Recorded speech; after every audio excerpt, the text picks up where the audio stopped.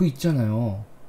주치자 있잖아요. 주치자인데 어디다가 데려다 줄 줄 몰라요. 주소도 얘기를 안 하고 있어요. 그럼 대한민국 경찰 분들이 이 주치자를 어디로 보내는 줄 아세요? 경찰서에 있다가 술 깔 때까지 기다리는 경우도 있지만 완전히 뻗어가지고 이거 좀 이상한데 싶을 때 병원으로 응급실로 이렇게 보는데요.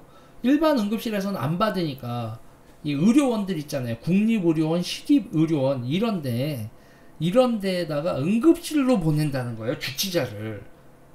그러니까 그렇게 주치자를 그냥 술 깰 때까지 냅뒀다가 갑자기 심장마비에다 하고 그렇게 막 개거품 있는 사태가 벌어지니까 그러니까 경찰들이 감당할 수 없는 일이 몇 번 발생하고 그 다음에 징계 먹고 뭐 하니까 경찰분들도 주치자를 아씨 이 사람 어떻게 집에 데려다 줘야 되는데 하다가 답이 없으면 응급실에다가 데려다 주는 거야. 와.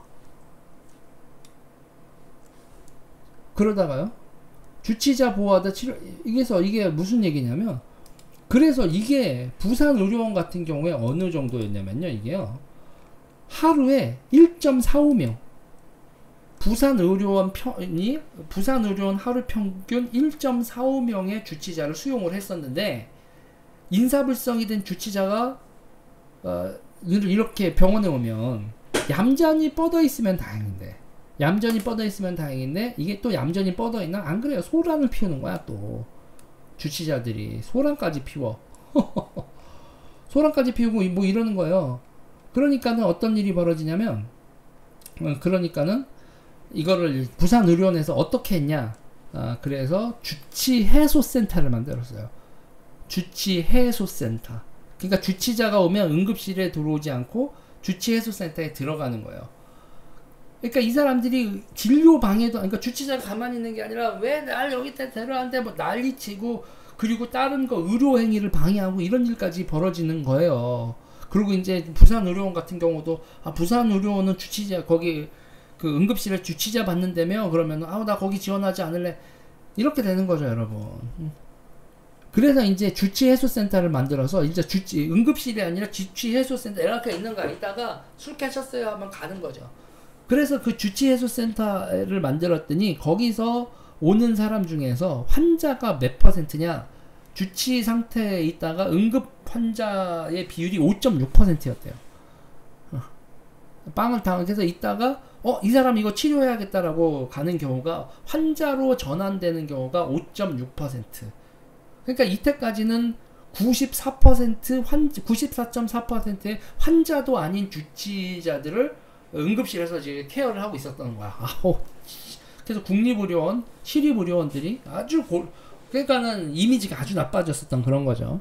그래서 이거를 주치해소센터를 만들어서 그래서 이렇게 관리를 했더니 병원도 좋고 소방도 좋고 경찰도 만족을 다 하고 있다. 이런 얘기입니다.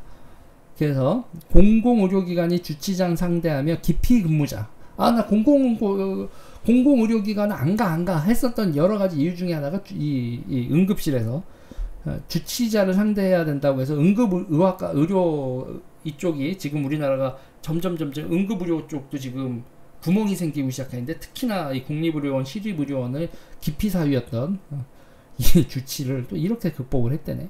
그래서 여러분 요새 학부모 갑질도 이제 무슨 갑질, 학부모 갑질, 갑질 얘기 많이 나오지만 주치자 갑질만한 갑질이 어디 있을까? 주치자가 이러면서 술 먹고 하는 그 갑질만한 게 또 세상에 어디 있겠어요. 그래서 지금 대한민국 의료에서 필수 진료과 붕괴, 응급의학 위기 이런 얘기 나오는 와중에 이렇게 하나하나 해결하려는 몸부림들이 보여지는데 진짜 여러분 심각하게 받아들여야 돼요. 지금 대한민국 의료체계요 무너지기 직전이란 말이에요. 그러니까 의사 선생님들이 어느 정도까지 얘기를 하냐면 니네 판사들한테 짜증이 이만큼 나셔가지고 하는 게 니네 3심에서 무죄 나오면 1심, 2심, 5심 때린 애들 니네도 감옥 가 이런 얘기를 하는 거예요. 의사가 신이냐? 의사가 오진했다고 감옥을 보내고 실형을 때리고 니네는 5심 했다고 실형 안 때리잖아. 그러면 생명과 관련돼서 오진을 하면 안 된다고 하면 그러면 그거 안 하고 말지. 의사가 필수 진료과 말고 딴 거 할 수도 없는 직업도 아니고 그리고 대한민국의 수요가 피부 미용부터 시작해서 다른 그 가벼운 생명과 직결되지 않는 의료 서비스도 얼마나 많은데 그거하고 말지 그 필수 의료 생명 바이터라는 쪽에서 오진을 해도 안 되고 뭘 해도 손해배상을 해야 되고 신이 영향이면 그러면 누가 하냐 이런 식으로 지금 의사 선생님들이 절주를 하고 있는데 이거 제가 보기에는 대한민국에서 한번 공론화 크게 벌어지고 법조계와 의료계가 만나서 이 판결 그리고 보험회사들까지 해서 의사들의 리스크 해지를 해주지 않으면 바이털과는 무너지고 그 바이털과가 무너지면 의사 선생님들이 손해가 아니라 대한민국 국민들이 치명타를 입는다. 이거 좀 제가 요새 이거 작년부터 시작해서 작년 말부터 해서 요새 이 의료계 붕괴 문제 자주 얘기를 하는데 이거에 대해서 정치권이 별로 해결책을 진심으로 생각하는 건 없고 정치권에서 이거에 대한 해결책으로 논의되는 게 공공의대 저쪽에서 주장하는 거 하나 정원 늘리자 이 얘기밖에 없다는 거.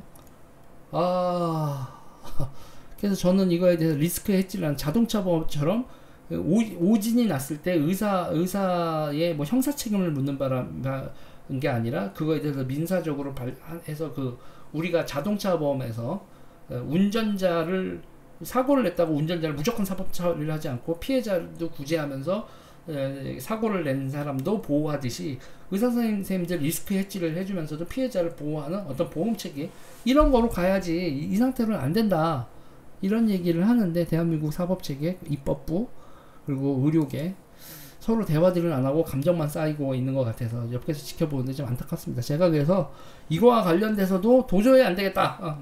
제가 지금 발 벗고 나서면서 뭐 이런 걸 좀 공론화 하려는 거를 그걸 또 간만에 활동가로 좀 하려고 오늘 여기저기 전화를 돌렸는데 어떻게 될지 모르겠습니다. 일단 이 얘기는 여기까지 할게요.